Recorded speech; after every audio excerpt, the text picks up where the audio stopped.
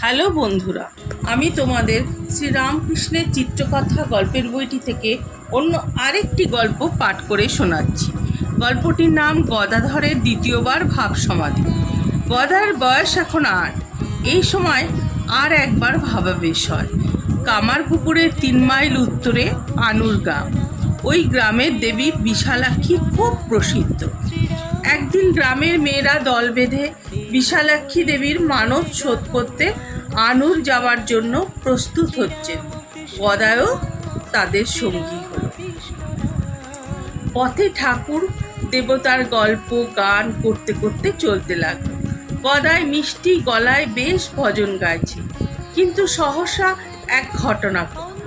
গদায়ের গান থেমে গেল। তার সারা শরীর অবশ আড়ষ্ট হয়ে গেল, আর চোখ দিয়ে জল ঝরছে। মেয়েরা গদায়কে ঘিরে বসে কেউ মাথায় জল দিলেন, কেউ বা আঁচল দিয়ে হাওয়া করতে লাগলেন।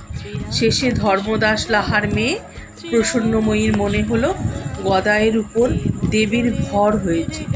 তখন বালককে এই দেবী গানে সকলে বললেন, মা বিশালাক্ষী প্রসন্ন হও, মা রক্ষা করো, মা বিশালাক্ষী মুখ তুলে যাও, অকুলে কুল দাও মা। আশ্চর্য! মেয়েরা কয়েকবার দেবীর নাম করতে না করতেই গদায়ের জ্ঞান ফিরে এলো। মুখে হাসি ফুটল।